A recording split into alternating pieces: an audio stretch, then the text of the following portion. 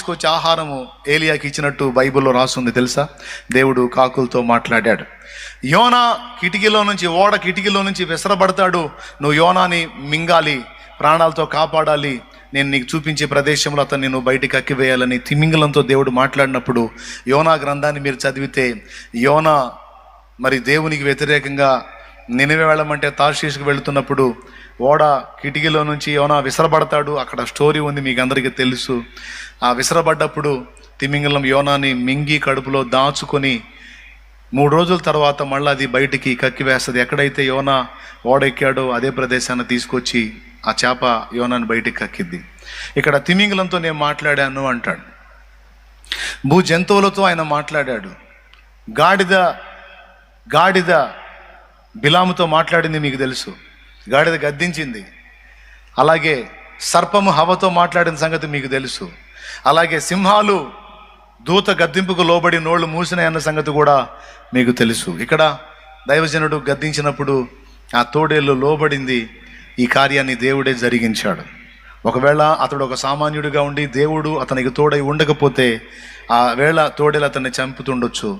కానీ ఆయనకి దేవుడు తోడై ఉన్నాడు.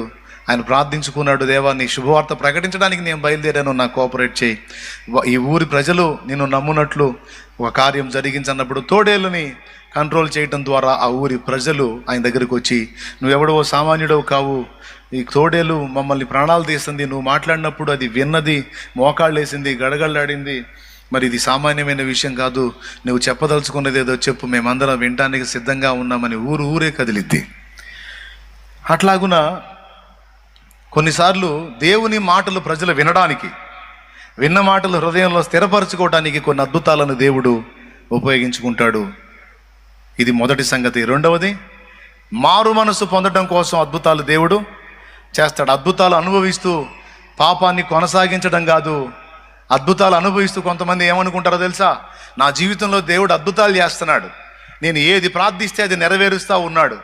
మీరు నన్ను అంటున్నారు నువ్వు అలా ఉండకూడదు, ఇలా ఉండకూడదు అని. దేవుడు నన్ను ఆమోదించాడు, నేను ప్రార్థన చేస్తే అద్భుతాలు చేస్తున్నాడు అని కొంతమంది అంటారు. పాపంలో కొనసాగుతూ, అక్రమ మార్గాల్లో కొనసాగుతూ, నేను ప్రార్థించినప్పుడు దేవుడు వింటున్నాడు, నా ఎడల దేవుడు అద్భుతాలు చేస్తున్నాడు అని అంటారు.